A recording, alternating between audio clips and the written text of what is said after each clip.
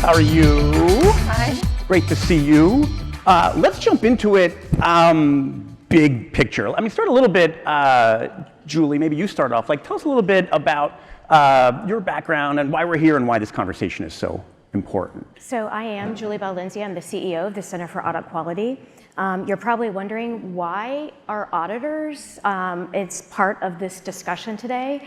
I think, as we'll talk about, one of the biggest hindrances to the adoption of AI, especially after the first couple of panels, a lot of concerns about that, is trust.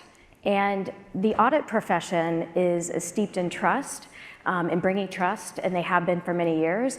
And my objective today is just to think of the audit profession as an underutilized resource as we all go forward together into this new world. Yeah. And Katie, what's your view? Oh, sorry. So my name's Katie Harbath. I'm a consultant that works with companies and organizations at this intersection of tech and democracy, particularly around trust and safety, elections, AI, and that comes from, I spent 10 years at Facebook running their global elections program around all of that. And so really interested, at this intersection of bringing in different industries like the auditors, like business and tech companies to think about how these challenges. So there's a through point in the conversations all day today on stage about safeguards and guide rails. And Julie, maybe you start is how should we approach that conversation and why is that so important? Well, I absolutely think, like I said earlier, one of the biggest hindrances to the adoption of AI is trust. If you don't have trust, people they're not going to use the technology, and we've heard all the great things that you can do with the technology. Auditors they have the skill set. They are steeped in expertise, whether it's standards-based analysis, looking at risk management, looking at governance, technology. They are into individual different industries. And so this is a profession that is regulated, that is licensed, and that is, quite frankly, innovation enablers, not innovation killers. I mean, capital markets already are kind of built on trust. If there was no trust in capital markets, none of these data centers would be being built anyway. 100%. If you don't have trust and confidence in the capital markets, capital allocation kind of falls to the wayside. So a little bit I want to get into is the speed of this change. And Dario was just up on stage here, how quickly this is coming. And Katie, you think a lot about change.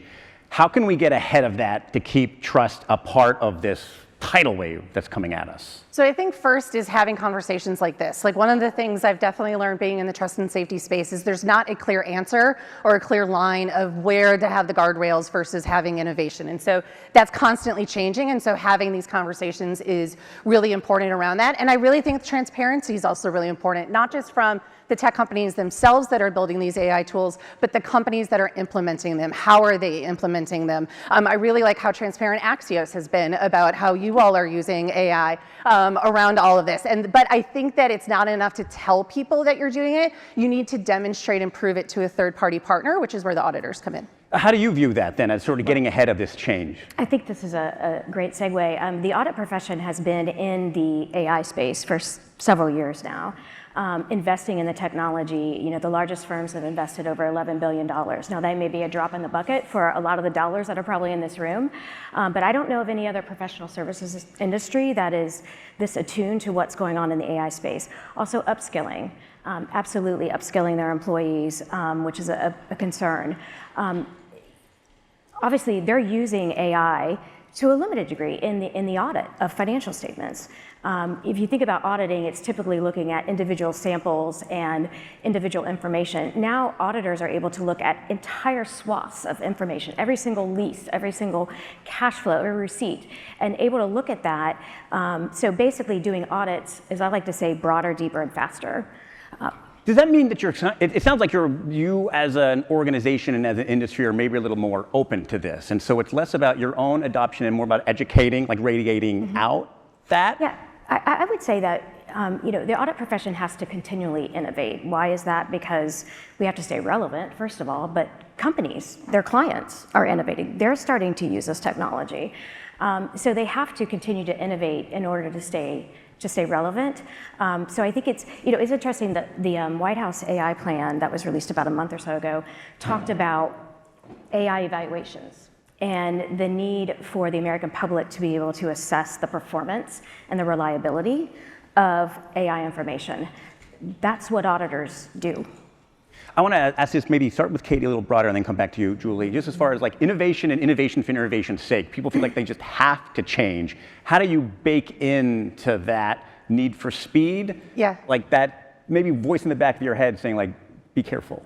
So my mantra in all this is to panic responsibly around this. And that's what I've been, been telling myself for a while, because I think that we can be paralyzed by the fear, because we're both told that we should be scared of this and what could happen, but also that our jobs might be taken away if we don't know how to use it. And so that can be a very paralyzing thing. And so I think first and foremost, having people just use it, it doesn't even necessarily have to be for your work, but it can be for, like, I use it for my garden, for instance, and helping me to know which plants I should or should not get for my particular area where I have that happening. And so I think that using it and understanding it, and again, having these conversations around the ethical guardrails is really important, because when I talk to folks, they don't want to use it wrong. They don't want to get in trouble for using it, but we can't know where those are if we're not actually talking about it. I mean, that comes back a little bit to what you said, Julie, is like this isn't new for auditors, and so it's that familiarity which might build trust.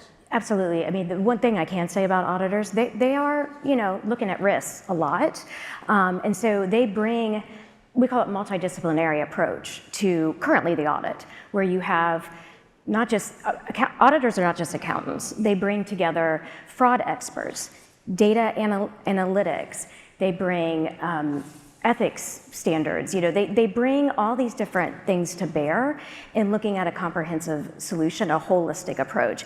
Auditors are not just a one-trick pony in doing financial statements. That skill set is transferable to other areas. I mean, you don't have to take my word for it. If you just look at Congress and the Genius Act that was passed recently, there's provisions in there for stablecoin issuers to have an audit on certain aspects of that. So this is an industry that has been in the financial reporting area for a very long time, but they are moving into other areas of corporate reporting. It sounds like that natural caution is the kind of person I want as a partner before I jump into the deep end of the pool. Yeah, I can safely say auditors are going to be cautious. We're about to get the hook here, so I want to end on one fun thing, one AI thing I love to do at that summit. What are ways you use AI in your real life? And Julie, you can't answer auditing. Like, pick a fun thing. Well, I am actually not an auditor. I'm a lawyer. Which you can't say scary. lawyer. No. Recently, my board chair at the CAQ is retiring at the end of this month, and we had a little happy hour and get together for him at the CAQ, and I wanted to do a roast or a toast kind of thing, and I had ChatGPT do the first draft of that for me, and I will say it was a bit tricky because I wanted to end one area with the word zebra. I won't explain why, and it came up with a rhyme for zebra, which was brilliant. I can't even think of a rhyme for zebra, so that is pretty good. A diva. Oh, that's good, yeah. All right, Katie, can you beat that? I have a 10-month-old niece, and I used AI to create a custom, little children's book for her about hers and mine's adventures in DC. This is a common thing that I've had on stage. People love giving AI tasks to read children's books. This is awesome. Well, thank you both for being here. Huge thanks to the Center for Audit Quality for being a part of today, making today possible.